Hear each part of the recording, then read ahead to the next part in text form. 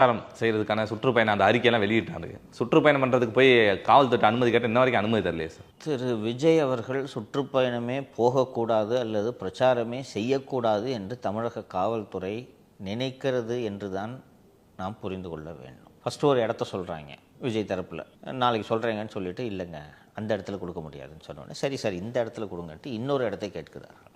அந்த இடத்துலையும் கொடுக்க முடியாது சார்ன்றாங்க. சார் ஏற்கனவே தாவேகாவோட பொதுச் செயலாளர் புஷி ஆனந்த் மேலேயும் அவரோட சேர்ந்து ஒரு 5 பேர் மேலே வழக்கு பதிவு பண்ணியிருக்காங்க சார். இந்த மாதிரி பைக்குகள்லாம் வச்சுருந்தாங்க, அது இடையூறாக இருந்தது அப்படின்ற மாதிரி.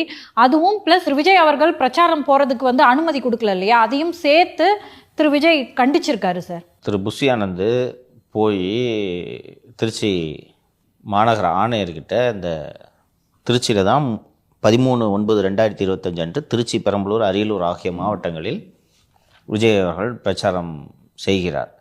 அதற்கு திருச்சி மாநகர ஆணையர்கிட்ட போய் இந்த அனுமதி கடிதத்தை கொடுப்பதற்கு முன்பாக சாமி கும்பிட்டு விட்டு செல்லுவோம் என்று அந்த ஒரு ஏதோ ஒரு வரசதி விநாயகர் ஏதோ ஒரு கோவில், விநாயகர் கோவில், அந்த விநாயகர் கோவிலில் போய் அதை கொடுத்து வணங்கி விட்டு வரலான்னா புஷி பின்னாடியே தொண்டர்கள் போயிருப்பாங்க. கொஞ்சம் நின்று கொஞ்சம் டிராஃபிக் ஆகிருக்கு, அதுக்கு பணி செய்ய விடாமல் தடுத்தாங்கன்னா அவங்க மேலே கேசப்பட்டிருக்காரு.